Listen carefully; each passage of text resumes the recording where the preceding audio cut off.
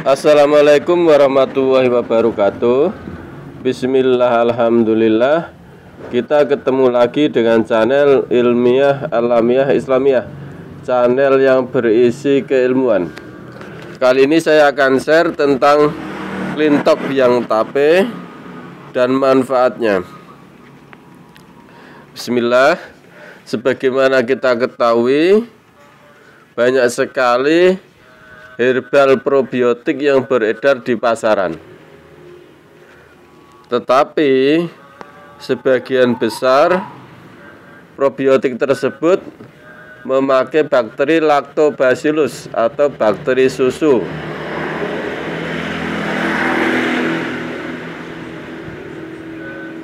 Bakteri susu ini sebenarnya habitatnya adalah habitat subtropis, habitat daerah dingin seperti Jepang, Korea, Cina, Inggris, dan negara-negara yang daerah dingin sana.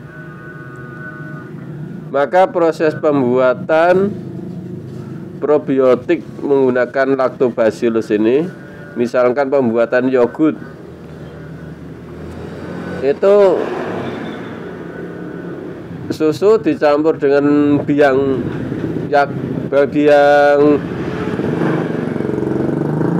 ini bakteri Lactobacillus tadi, biang yogurt tadi. Susu dicampur bakteri Lactobacillus, lalu diramkan di suhu 20 derajat, antara 18 derajat sampai 25 derajat. Jadi suhu harus dijaga di kondisi dingin, 18 derajat sampai 25 derajat. Sehari diramkan, nanti susu ini sudah terfermentasi oleh bakteri tersebut menjadi yogurt dan siap untuk diminum. Cara pembuatannya seperti itu. Tetapi yang perlu kita telaah sesuai dengan standarnya, pembuatan yogurt tersebut tidak boleh suhunya naik sampai 28 derajat. Kalau suhunya naik sampai 20 derajat, sampai 28 derajat tersebut, bakteri Lactobacillusnya akan mati. Karena bakteri Lactobacillus yang mati, akan tumbuh bakteri lain, bakteri patogen, sehingga terjadi kontaminasi, terjadi pembusukan, sehingga tidak layak dikonsumsi. Yang pertama harus dijaga saat pengeraman tersebut, tidak boleh suhunya naik sampai 28 derajat Celcius. Jadi harus memakai mesin pendingin, karena suhu kamar untuk Indonesia ini rata-rata sekitar 30 derajat, 32 derajat. Ini suhu kamar untuk Indonesia. Suhu kamar itu apa? Suhu di dalam rumah. Kalau suhu di luar rumah lebih panas lagi.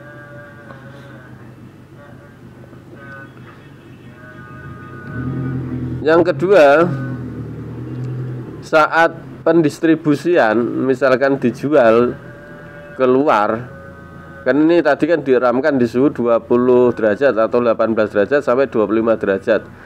Nah, kan dikemas. Pengemasannya pun harus di suhu yang dingin tersebut. Tidak boleh pengemasannya di suhu kamar, di suhu 32 derajat. Maka harus memakai ruangan AC pengemasannya, sehingga bakteri Lactobacillus tetap hidup. Nah, saat pendistribusiannya juga harus memakai pendistribusian yang dingin. Misalkan ditaruh di boxnya harus diberi es batu biar dingin. Misalkan dititipkan di warung itu harus punya kulkas. Jadi setelah pengiriman tersebut langsung masukkan ke kulkas, dijaga suhunya biar dingin. Dengan demikian Lactobacillus tetap hidup, aman. Nah, Di titik terakhir ini kan dikonsumsi.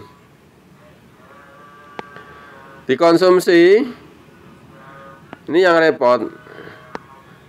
Kenapa? Karena suhu tubuh manusia ini rata-rata 34 derajat, 33 derajat Celcius.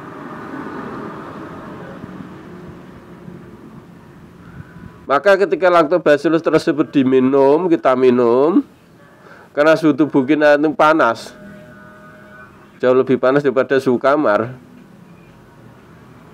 atau sudah setara dengan suhu kamar, ya otomatis lactobacillusnya mati dalam tubuh. Maka lactobacillus tersebut yang harapannya bisa berperang, bertempur melawan bakteri-bakteri patogen yang ada di usus menjadi mustahil, tidak mungkin. Secara rasio seperti itu. Kecuali kita hidupnya di daerah subtropis, di daerah Jepang sana atau daerah Korea sana. Masalahnya kita hidup di Indonesia yang dekat dengan Katulistiwa, jadi tidak mungkin. Tetapi ada manfaat lain, yaitu hasil fermentasi. Susu tersebut sudah menjadi yogurt, sudah terfermentasi, sehingga apa? Bakteri patogen untuk membusukkan yogurt itu tidak mampu, karena ada zat-zat yang di situ yang sudah tidak bisa dijadikan habitat atau tempat hidupnya bakteri patogen. Menangnya di situ hasil fermentasinya. Kalau bakterinya sudah kalah, sudah mati dengan suhu kamar. Sebelum bertempur dia sudah mati dulu.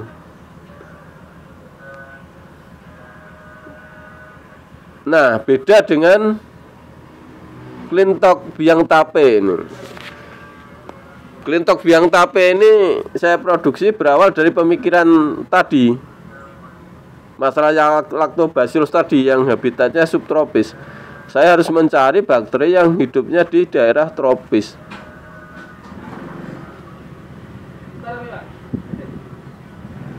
Maka saya mengambil bakteri dari buah sawo. Kalau tadi bakteri dari susu, saya ambil bakteri dari buah sawo. Murni produksi herbal basalam. Kenapa? Karena penemuan saya pribadi yang menemukan.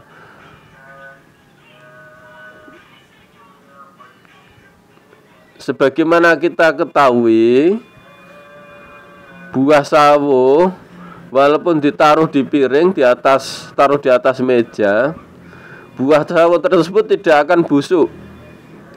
Beda dengan buah mangga. Buah mangga taruh di atas piring, taruh di atas meja, dia akan busuk, lumer, menjadi air. Apalagi buah naga, seperti itu. Dia hancur busuk, lumer, menjadi air. Karena dalam buah tersebut tidak ada bakteri yang mampu melawan bakteri-bakteri pembusuk, bakteri patogen. Beda dengan buah sawo. Buah sawo ditaruh di piring, taruh di atas meja, mau berapa hari, mau berapa bulan, mau berapa tahun, dia tidak akan busuk. Buah sawo tersebut memang semakin lunak. Jadi matang, kemudian semakin matang semakin lunak. Bahasa Jawanya semakin dalu. Tapi setelah mencapai puncak agak lunak ini, dia mulai mengering, agak mengeras buah sawo tersebut. Terus menjadi semacam sale, kayak buah yang dikeringkan, sale. Setelah itu benar-benar kering. Jadi buah sawo tersebut tidak akan busuk. Kenapa seperti itu? Karena bakteri di dalam buah sawo ini kuat. Bakteri patogen tidak mampu melawan. Ada bakteri lain masuk, mati dia. Ini kelebihan buah sawo.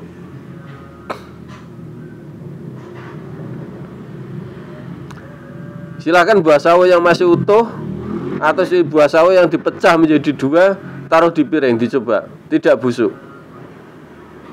Bakteri sawo yang buah sawo yang sudah pecah saja itu tidak busuk.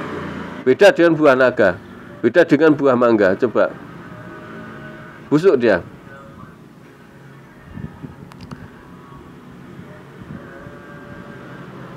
Buah sawo ini mirip dengan buah kurma, tidak akan busuk,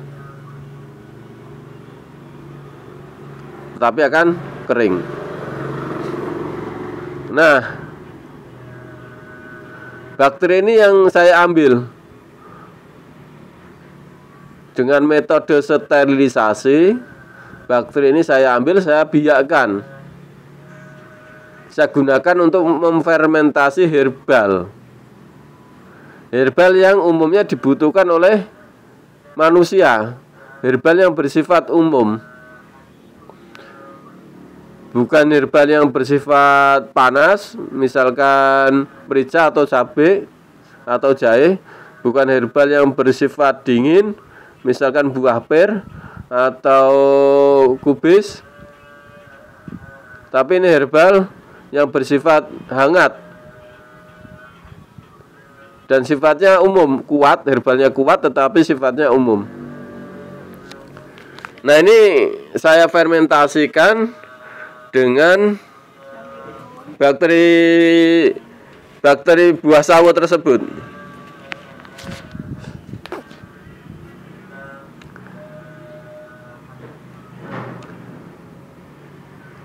Nah, hasilnya adalah Yakult biang tape.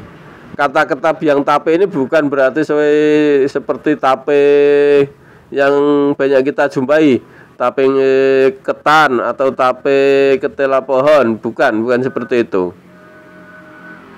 Yang berarti seperti ragi, bukan. Kata-kata biang tape ini hanya suatu teknik jualan.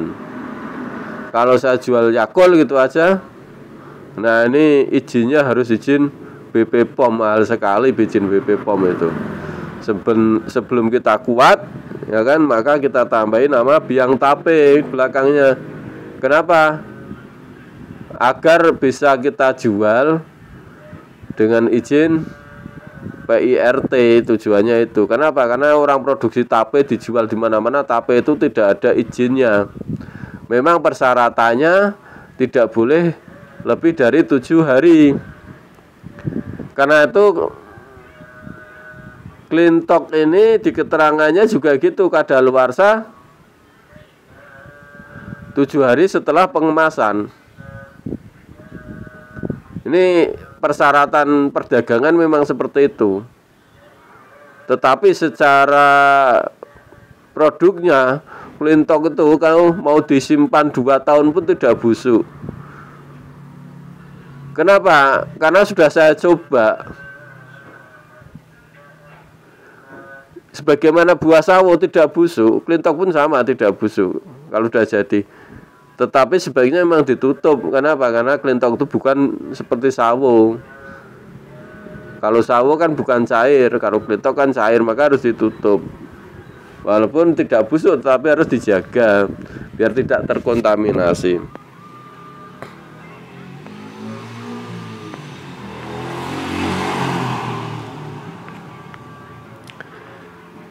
Jadi Klintok biang tape ini seperti tadi yang saya terangkan, biang tape ini sebenarnya hanya suatu teknik marketing agar klinik herbal bahasa alam ini bisa jualan.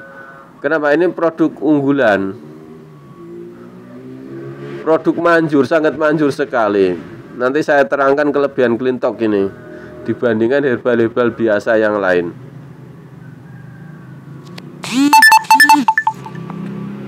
Terus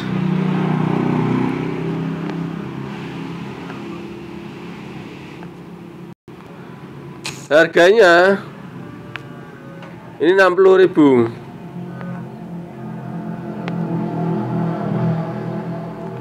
Jadi satu botol ini 60.000 harganya.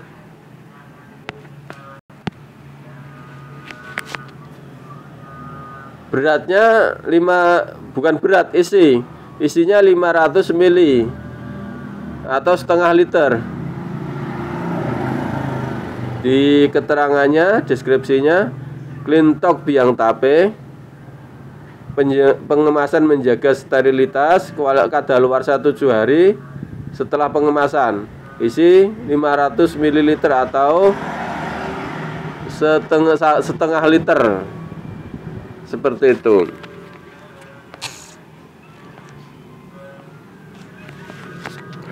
Cara konsumsinya gimana? Jadi tinggal tuang di gelas. Kalau untuk orang sakit,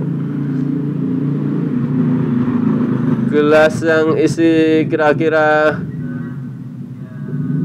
300 ml itu diisi separuh, berarti 150 ml.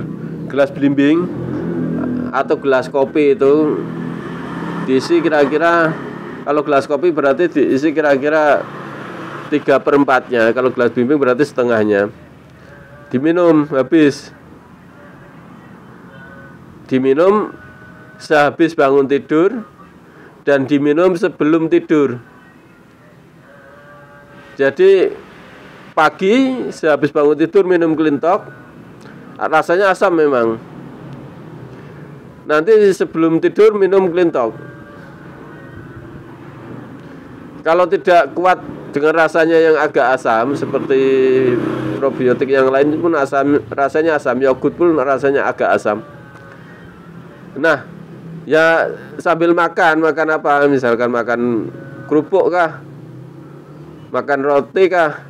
Seperti itu. Kalau tidak kuat asam. Tapi asamnya Clean-Talk ini tidak terlalu asam, tidak menyebabkan iritasi lambung, enggak. Dia malah mengobati bakteri yang di lambung, mengobati bakteri. Dia akan menjadi mesin perang melawan segala bakteri, segala patogen yang ada di lambung dan di usus. Dia juga nanti membuang segala racun yang ada di lambung dan di usus. Cara minumnya seperti itu, sebelum tidur dan setelah bangun tidur. Sebelum tidur itu berarti kalau tidurnya jam 10 malam, ya sebelum jam 10 itu diminum. Seperti itu.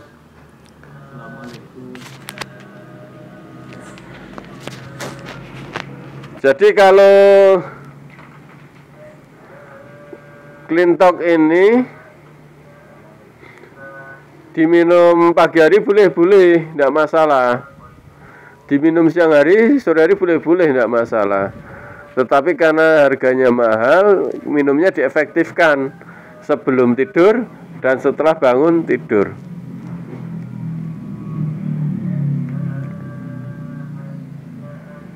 Manfaat Clean-Talk, di luar manfaat herbal yang terkandung di dalamnya, yang tadi saya bilang sifatnya umum dan kuat, berarti mengobati segala macam penyakit herbal yang ada di dalam Clean-Talk tersebut, baik sakit diabetes, sakit liver, sakit asam urat, stroke, kanker, semuanya sifatnya umum. Herbalnya seperti itu. Nah, kalau bakterinya Clean-Talk ini, karena ini bakteri hidup, ketika diminum, ini dia siap tempur sudah.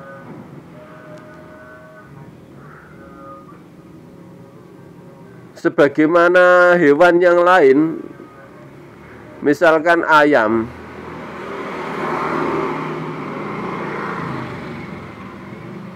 misalkan semut, yang jumlahnya paling banyak itu yang menang.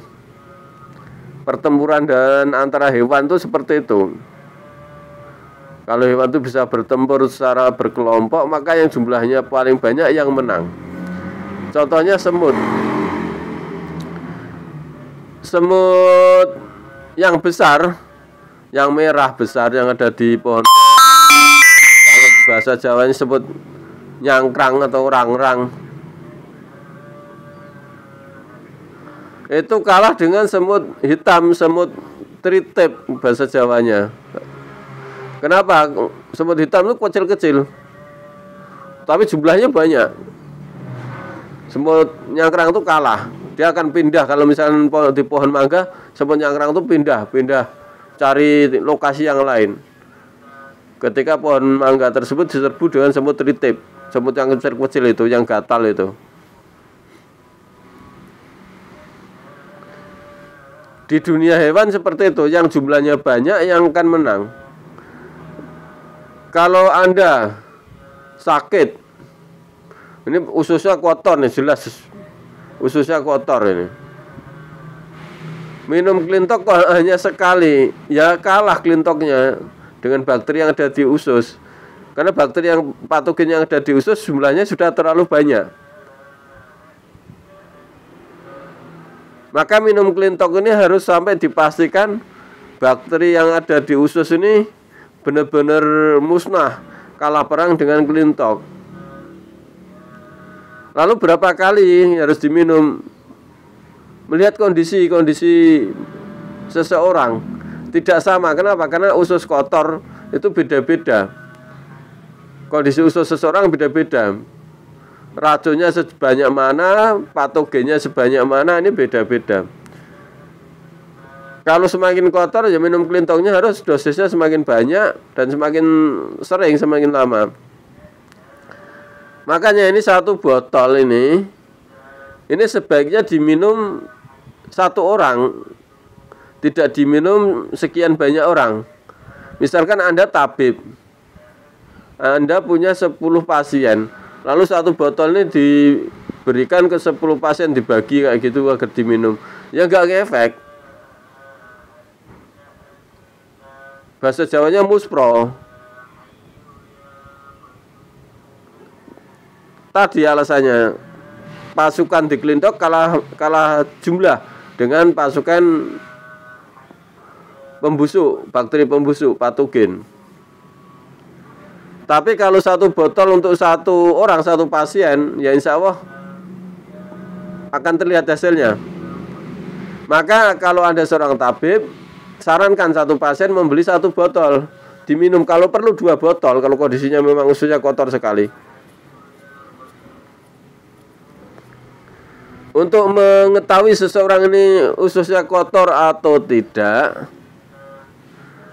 check up-nya yang pertama ini, Anda lihat lidahnya. Permukaan lidah itu kalau putih, mukosanya terlalu banyak, berarti dia kotor. Kalau putih tebal dia sudah bukannya kotor, ada bakteri Salmonella typhi atau tipes, dia terserang tipes. Jadi lidahnya ini mukosanya putih sekali apa enggak? Kalau lidahnya ini putih dan kuning, dia ususnya kotor dan sakit asam lambung. Kalau hanya kuning, dia asam lambung. Tetapi rata-rata asam lambung ini usus kotor dan asam lambung. Bukan hanya asam lambung saja, ususnya kotor jelas. Kenapa bisa asam lambung? Karena ususnya kotor. Salah satunya itu bakteri usus masuk ke lambung, terjadi pembusukan di lambung. Kalau putih sama kuning berarti Clean Talk-nya ini harus lebih banyak konsumsi Clean Talk-nya. Kalau hanya putih ya kan ini lebih sedikit daripada yang tadi. Di lidahnya ini tampaknya kelihatan putih saja, ini berarti lebih sedikit konsumsi Clean Talk-nya daripada lidahnya tampak putih dan kuning. Yang kedua, tapi ini kalah detail dengan yang di lidah, yaitu garis di telapak tangan. Kalau garis di telapak tangan ini warnanya hitam, kayak darah yang kurang lancar seperti itu, nah ini berarti ususnya kotor. Garis yang di telapak tangan. Kalau telapak tangan ini dibuka, ini tidak ada dagingnya atau cekung, ini juga ususnya kotor. Jadi dilihat dari situ. Bahasa Jawanya gripis. Bukan hanya sekedar kurus tapi gripis. Telapak tangan itu enggak ada dagingnya sama sekali. Nah, itu berarti ususnya kotor.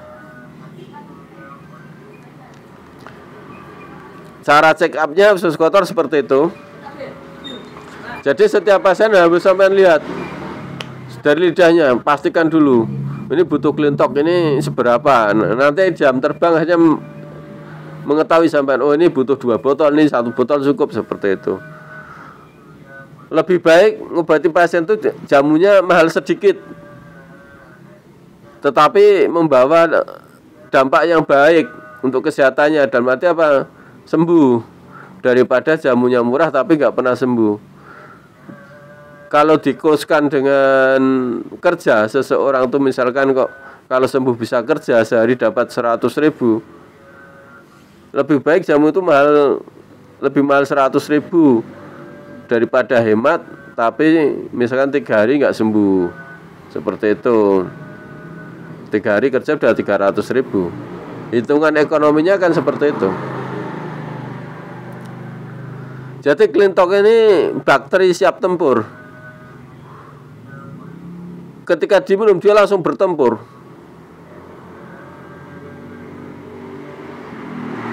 Kenapa? Karena bakteri akan berperang melawan bakteri. Sebagaimana ayam Bangkok dicampur dengan ayam Jawa sama-sama jago, berkelahi. Bukan masalah kalah dan menang.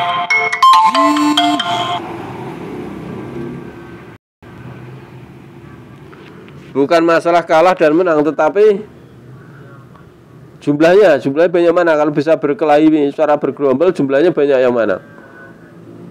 Ini yang paling banyak yang menang. Kalau Anda minum herbal biasa, misalkan jamu rebusan, diminum, ya bagus. Misalkan herbal untuk membersihkan usus, misalkan buah labu. Kalau di bahasa alam, kalau saya resepkan buah labu dikolak dengan pisang tanpa santan untuk diminum. Sebelum diminum kasih air jeruk nipis diminum. Ini bagus, membersihkan usus juga, tetapi lama. Ya jadi problem kalau ususnya sudah terlalu banyak patogen. Herbal tersebut hanya menjadi makanan bagi patogen, yang tujuannya ini merontokkan kotoran atau tinja-tinja yang lengket di usus. Tinjanya tidak hilang, tidak rontok, tetapi malah akan semakin tebal. Kenapa? Karena labu tersebut dimakan oleh bakteri patogen, ya, digunakan untuk nempel lagi, menambah tempelan tinja yang di usus tadi. Beda dengan klintok. Patogen mau makan klintok, makan apanya? Air klintok ini sudah bukan makanan bakteri, karena sudah mengandung zat tertentu yang dibuat oleh bakteri klintok untuk memusnahkan bakteri yang lain. Jadi bakteri yang lain, misalkan bakteri tipes kena air klintok ini, bakteri tipes mati. Belum lagi berperang dengan bakteri klintoknya.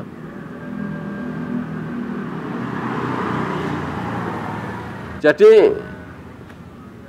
kelebihannya di situ, airnya ini bermanfaat juga sebagai racun bagi bakteri yang lain, tapi menjadi nutrisi untuk manusia. Ini airnya, bakterinya ya kan mengikuti air tersebut langsung perang. Ketika ada bakteri yang lain, perang langsung bunuh bakteri yang lain. Bagaikan seorang tentara naik mobil tank. Mobil tanknya ini ya kan bisa membunuh peralatan musuh, tentaranya bisa nembak ke musuh.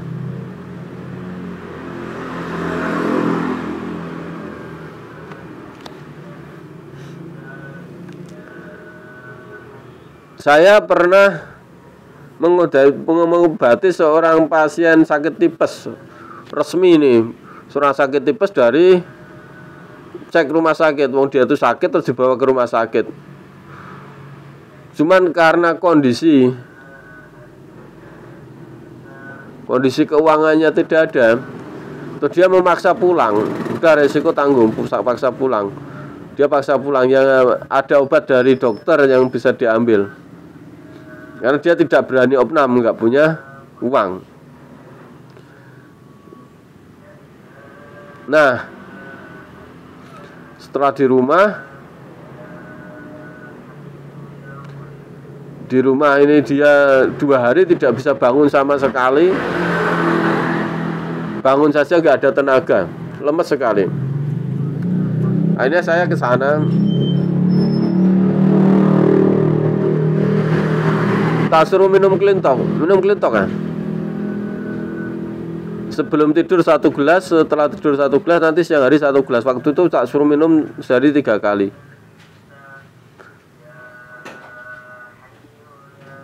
Alhamdulillah dalam waktu 2 hari dia sudah sembuh.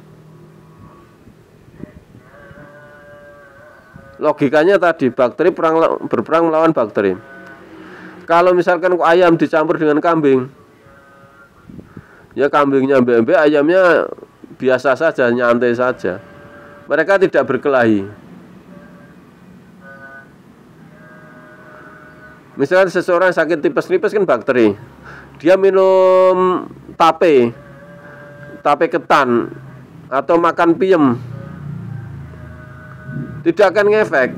Sama dengan kambing dicampur dengan ayam, tidak ngefek, tidak saling berkelahi, karena tidak sejenis. Seseorang sakit tipes kan panas ini kondisinya, dia minum yang dingin, buah dingin, misalkan makan buah pir, nggak ngefek. Dan nanti bakterinya nggak ngefek, cuman itu akan mendinginkan panasnya saja suhu. Kalau orang sakit tipes lalu kok minum cacing, ngefek. Kenapa? Ada bakteri di cacing yang siap tempur. Memang obat nenek moyang seorang sakit tipes minum cacing, betul. Ada yang dikapsul, ada yang direbus diminum, silahkan. Yang dari cacing, ada bakterinya cacing tersebut. Kalau mau bagus lagi, cacing mentah itu dikapsul, telan kapsulnya. Jadi cacing potong-potong, masukkan kapsul mentah, ini langsung minum. Mentah yang turun, bakterinya masih kuat sekali. Perang lawan bakteri tipes. Bukan hanya zat yang diproduksi oleh bakteri cacing sehingga menjadi racun, sama. Bukan hanya sekedar air glintok yang diminum atau yogurt yang diminum, tetapi bakterinya juga ikut perang kalau basah seperti itu. Kalau cacing. Kalau Anda seseorang sakit tipes, silakan mau minum glintok kah, mau minum cacing kah, bisa semua. Kalau jijik minum glintok. Seperti itu.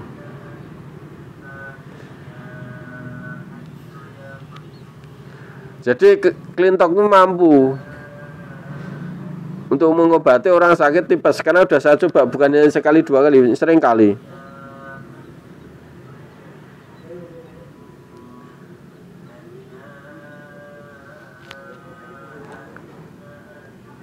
Lalu karena kejadian pengobatan pasien ini yang minum glintok ini hasilnya bisa maksimal, bisa banyak sekali, maka standarisasi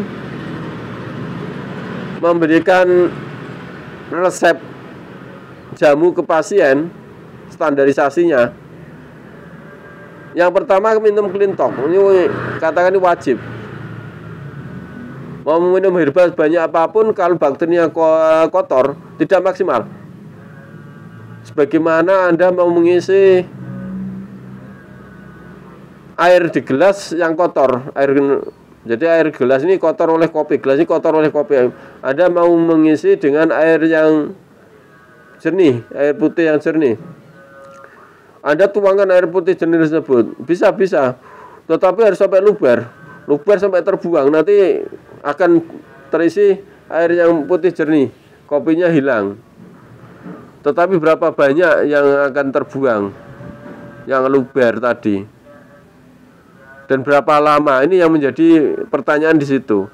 Beda dengan kopi ini langsung kita buang, setelah itu isi air putih langsung jadi bersih.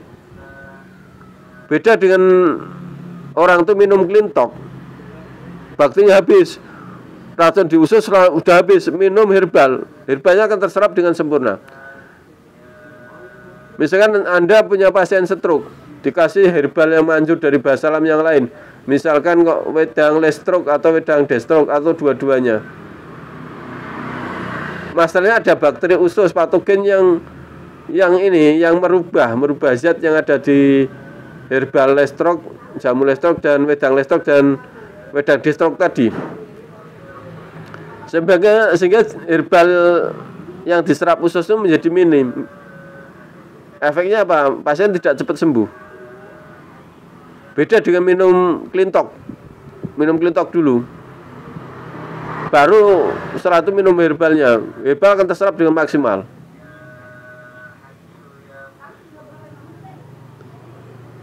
Jadi untuk percepatan pengobatan, secara logika percepatan kesembuhan secara logika kedokteran, ususnya bersihkan dulu dengan Cleantalk.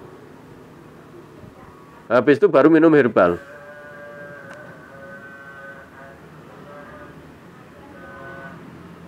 Klinik pengobatan bahasa alam dulu waktu di Kendal, klinik pusatnya waktu di Kendal masih dipegang Pak Edi. Itu pasien stroke itu 1 minggu sembuh, 2 minggu sembuh. Kenapa? Wajib minum Cleantalk. Jadi Cleantalk itu saya suplai, saya bawa ke sana, suplai, harus minum Cleantalk, baru minum herbal. Tanpa Cleantalk lama. Stroke itu bisa sebulan baru sembuh, bisa 2 bulan baru sembuh. Problematiknya di sini.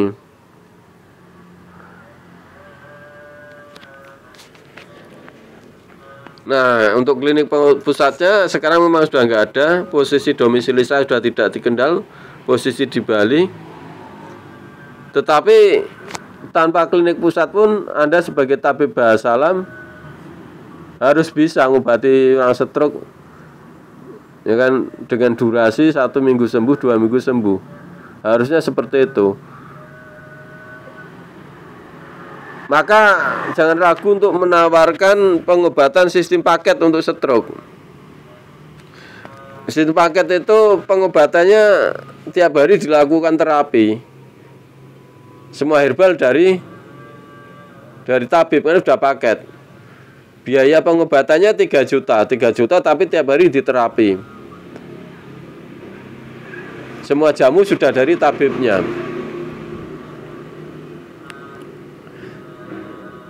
Kalau tidak mau pengobatan paket, ya silakan pasien bisa memilih jamu paket.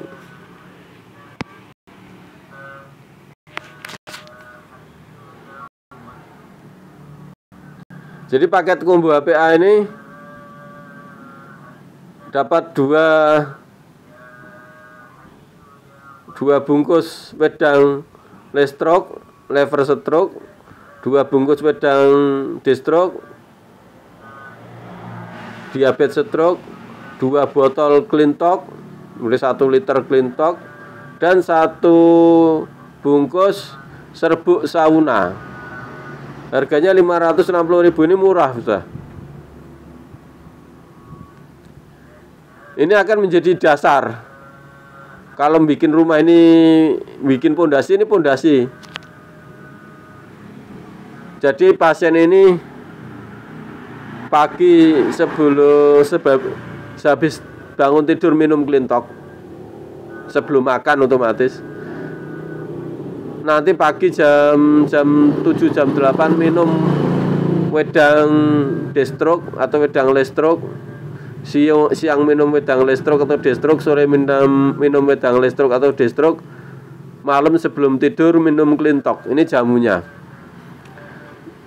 Terapinya serbuk sauna ini harus digunakan. Bahasa Balinya ketangas, bahasa Bugisnya timung. Jadi seorang itu di sauna, pasien itu pagi sauna, harus sauna. Nanti agak siangan biasanya tabib datang sekitar jam 8, jam setengah 9, langsung lakukan terapi Al-Fasdu, terapi bekam. Yang pertama terapi getar saraf dulu, getar saraf, lanjutkan bekam, lanjutkan dengan Al-Fasdu jika memang butuh Al-Fasdu. Setelah itu ditutup dengan terapi petir. Terapi petirnya beda dengan pijat petir yang terkenal itu. Ini terapi petir ala Kiai Bledek, khusus khas bahasa alam. Terapi petir penemuan saya ini. Jadi kalau terapi petir ini penemuan saya. Sama dengan jamu Cleantalk ini penemuan saya dalam proses menjadi tabib itu, ya kan, kadangkala berdoa minta ilmu pada Allah agar bisa ngobati. Allah memberikan naluri dan logika, ketemu teknik terapi.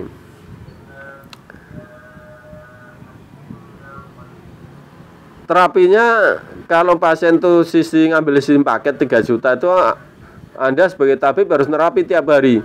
Jadi Anda punya pasien lain harus di kemudiankan, didahulukan yang pasien paket ini.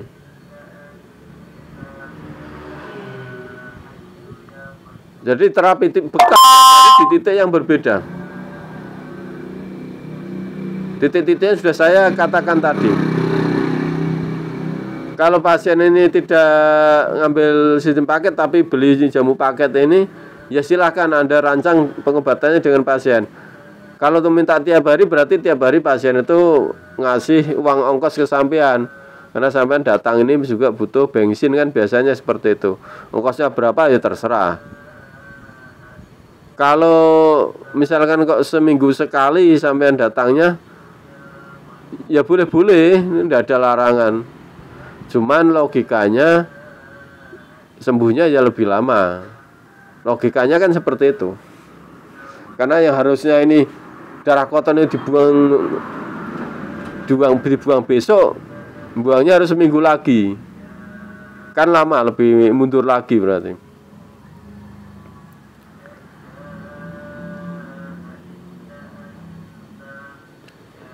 Pengobatan paket ini bisa kalau pasien mengambil sistem paket, ini juga pasien tersebut didoakan secara khusus oleh orang yang memang saya bina. Mohon maaf ini, orang tersebut memang secara ekonominya dia tidak bisa mencari penghasilan, boleh dikatakan cacat bawaan. Saya bina, didoakan oleh orang tersebut. Kelebihan mengambil sistem paket seperti itu. Jadi diterapi oleh tabibnya tiap hari, jamunya dari tabib, dan pasien tersebut didoakan. Didoakan biar cepat sembuh, ya biar diampuni dosanya oleh Allah Subhanahu wa taala. Seperti itu. Jadi kalau pasiennya muslim, didoakan biar diampuni dosanya oleh Allah Subhanahu wa taala. Kalau pasiennya non muslim, ya didoakan agar cepat sembuh saja. Itu pengobatan sistem paket. Jadi pasien bayar ini hanya seminggu, bukan kesembuhan loh. Selama seminggu, sistem paket itu selama seminggu, biayanya 3 juta. Bukan selama sampai sembuh 3 juta, enggak. Kesembuhan itu milik Allah. Kita hanya berkutat di wilayah pengobatan. Seseorang yang opnam di rumah sakit tiap hari akan dicek oleh dokter, jamunya betul apa enggak, perlu diganti apa tidak. Seseorang yang opnam di rumah sakit sama, Anda berobat di tabib bahasa alam sistem paket, tiap hari Anda akan didatangi, diterapi oleh tabib bahasa alam. Seperti itu.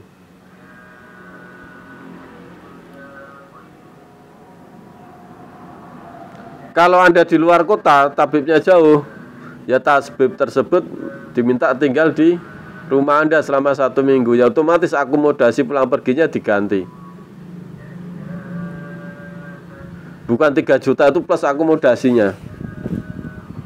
Kalau 3 juta plus akomodasinya, tabibnya bisa bangkrut. Misalnya tabibnya dari Jakarta, pasiennya ini di NTT sana. Biar apa? Biaya tiket pesawatnya, mobilnya sampai ke lokasi, atau ojeknya sampai ke lokasi, pulang pergi habis 3 juta. Jamunya dari mana? Belinya, bangkrut tabibnya. Kalau luar kota, ya tadi akomodasi tabib harus diganti. Memang rezekinya pasien seperti itu, rezekinya tabib seperti itu. Bukan pasien minta enaknya saja 3 juta sampai sembuh, ya tidak bisa. Rumah sakit pun tidak ada seperti itu. 3 juta biaya akomodasi tabibnya sepenuhnya tabib, ya tidak bisa. Kalau tabibnya masih satu kota, dalam kota, misalkan jarak tempuh sepeda motor cuma 1 jam bisa. Kalau memang tidak bisa ditempuh pulang pergi, ya tidak bisa, tabibnya kasihan. Misalkan perjalanannya 3 jam, masa tabibnya pulang pergi Sekali jalan berarti 6 jam. Kapan tidurnya kalau tiap hari datang? Ya sediakan tempat untuk tidur pasien, untuk tabibnya, sediakan akomodasinya biar tabibnya bisa ngobati dengan sepenuhnya. Kalau terlalu mahal, ya jangan berobat dengan sistem paket. Cari pengobatan yang biasa, silahkan. Yang saya omongkan kan sistem paket. Sistem percepatan dalam kesembuhan. Secara logika dokterannya seperti itu. Jadi sistem paket itu sistem percepatan, pondasi dasar. Nah setelah sistem paket, kalau belum sembuh lanjutkan dengan pengobatan konvensional. Seminggu sekali. Rumah ini pondasi sudah dibuat, tinggal membenahi atasnya, dindingnya, atapnya, seperti itu. Pengobatan pondasinya sudah dibuat, tinggal meneruskan dikit-dikit, seperti itu. Ini sistem pengobatan sistem paket. Jadi pasien ini bayarnya 3 juta, diterapi tiap hari oleh tabib, jamu semua dari tabib, jamunya dapatnya jamu komplit paket kumbu ini. Yang selebihnya pasien tersebut didoakan oleh orang binaan Klinik Herbal Bahasa Alam, yaitu orang-orang cacat dan anak-anak yatim piatu, bisa jadi seperti itu.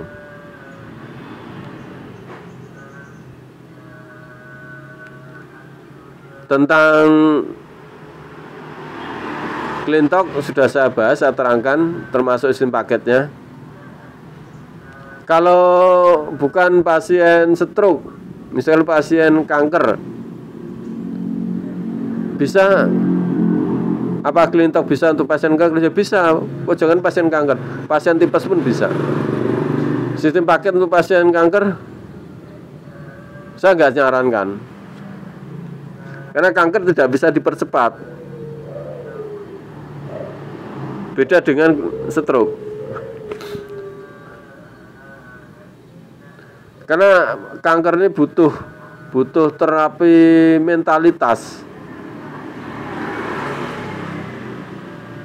Jadi menanamkan rasa pasrah, rasa menyerah kepada Allah, rasa takluk kepada Allah, sampai masuk ke memori bawah sadar, sampai masuk ke refleksnya. Seorangnya sakit kanker, kok egonya masih tinggi, tidak sembuh. Saya bisa berusaha, saya bisa berobat, tidak sembuh. Tapi kalau sudah serahkan semuanya pada Allah, pasrah, takluk total pada Allah, apapun yang terjadi terserah Allah, mau sembuh mau mati terserah Allah, baru bisa sembuh. Ini konsep kanker. Nanti kalau kanker pakai metode pengobatan paket saya tidak nyarankan, karena tidak bisa dipercepat. Beda dengan orang sakit stroke, seperti itu.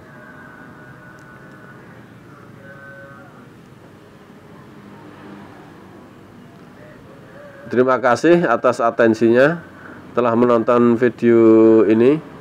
Saya Muhammad Taufik, herbalis bahasa alam dari Negara, Kabupaten Jemberana, Bali. Saya mengucapkan selamat siang, selamat beraktivitas.